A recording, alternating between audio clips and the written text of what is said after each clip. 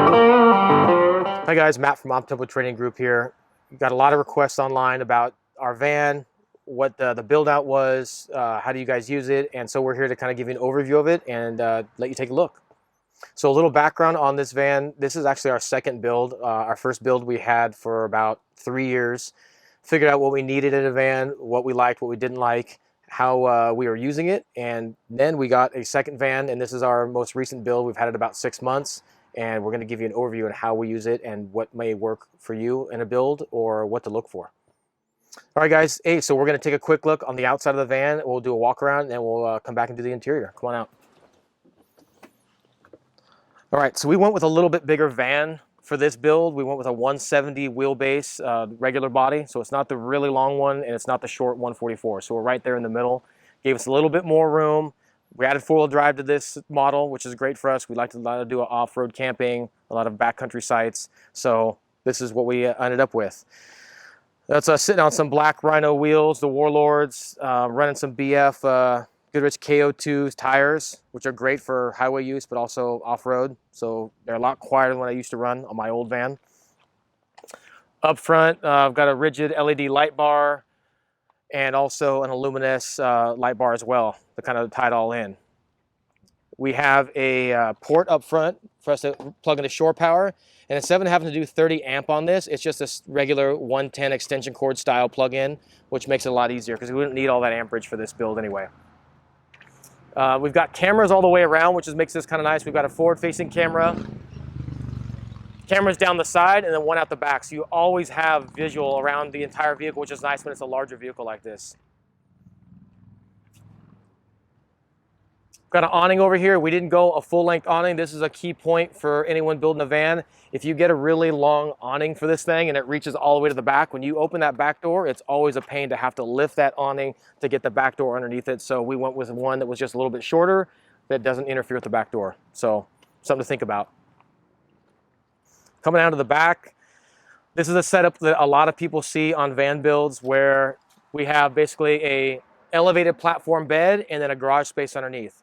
That works the best for us because for range days, things like that, we're taking steel targets. We're taking 2x4s, lots of lumber, cardboard targets.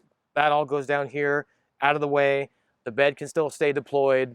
I've spent the night on ranges after classes or before because of logistics, and it's just great to have all that stuff down here secured inside, not outside the van. And then when we're not running range stuff, all that stuff can come out. You can put your bikes down here. A dog is down here. Our fridge is back here, so it gives us a lot of flexibility for space, which is nice. And then if you want to pull this bed out, it's 2 panels. That all comes out. That can be strapped against the side of the van or pulled out completely, so you could run a motorcycle back here if you needed to. These doors back here swing out 100%, so you can unlock them here.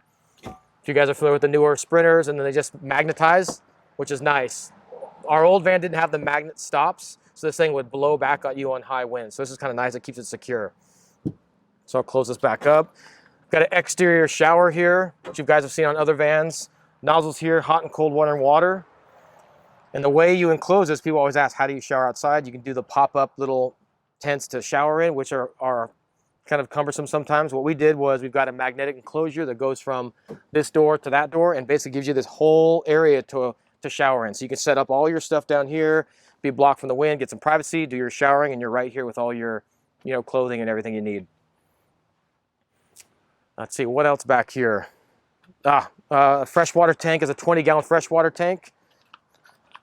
That's filled in right here. So you just plug in your hose. We do an inline filter here, and we can put in our 20 gallons of fresh water.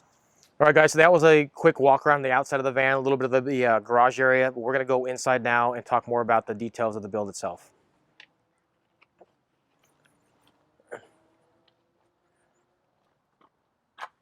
All right, so we reached out to a couple builders when we were looking for our second build. We knew what we wanted. We knew the features that were on our original van, which was an outside van, well-respected company. We reached out to Josh and Jay from Sync Vans. They're up in Idaho, and told them all the things that we wanted out of a van, what we used it for. Hey, I need to sleep 4 people. I need to be able to drive 4 people safely. I need to be able to transition it from our family rig to a mobile office to a range van. And they took all that information, and here's the build we ended up with, which is pretty cool. So first thing I want to point out is our modular seating. We've got railing here along the floor. These seats can be put in any spot along this railing, facing forward, facing backwards, facing each other. We can pull them all the way out, use them as seating outside for a campsite, and it's very versatile for us. So if we've got one set up with a car seat for a child, we can take that one out. If we've got one set up for an adult, we can move, mix and match. It's great. So right now I've got one sitting in the garage. I've got this open space here for an office kind of setup, and it works really well. So that is pretty cool. And it's just quick release back here. 2 levers, locks them in and takes them out. Very easy. On wheels, lift them up, they roll forward. We've got our couch here, of course. This can be set up for the office scenario, right? You got your laptop here, plug it down in here, your goal 0, and you can work here, have your meeting with a couple people. Works great. Have a meal when we're doing camping on the road. And this thing just swivels out of the way. It can be twisted this way. Pretty familiar with the lagoon table setup. This bed here will sleep. Our daughter right now, we'll just pull out the back piece here, and that's large enough for her to sleep. If we wanted to sleep 2, this is magnetized down here. This slides out and comes all the way out and makes that second bed. You fold out this mat here and it makes one large bed, which is a pretty versatile setup. 2 locking drawers down below, more storage. That was a big thing for us, as much storage as we could have. Overhead cabinetry for storage. Overhead up here. And then we've got some more small shelving back here. The cool thing with these guys is when you go to do your build out, you basically tell them the colors you want, the materials, and they work with you to get something that works out well together. So as far as the cabinet colors, the fabric colors, the floor colors, all that is all your choice, which makes it your own. So that was a fun process to go up to Idaho, talk with those guys, have them give their input to us and tell them what we wanted and to see the final product, which is great. Thermal insulation, Dynamat sound insulation, all inside here. So when this thing is buttoned up, it's a very quiet interior. It's a great night's sleep. Again, we've got the furnace up here that keeps it set to a temperature that works for you. There's a fan which can either pull air out or bring air in. And yeah, we couldn't be happier with this. Hey guys, so that was a quick kind of overview of the outside, the inside of the van. There's a bunch of different systems in here that we can go more in depth in: electrical, water, heating, the sleep system, everything that takes a little more time to discuss. We're gonna do this in multi-part series, so please comment below, let us know what you want to see, what questions you have, because I know that when you're looking into getting your first van, it can be overwhelming, a little bit of a daunting process, right? You've got to buy a chassis, you've got to give it to a builder, or do I just buy a turnkey solution? So there's a lot of things that go into a van and how you're going to use it. So we're more than happy to share that information with you. So just let us know, and we'll see you at the next one.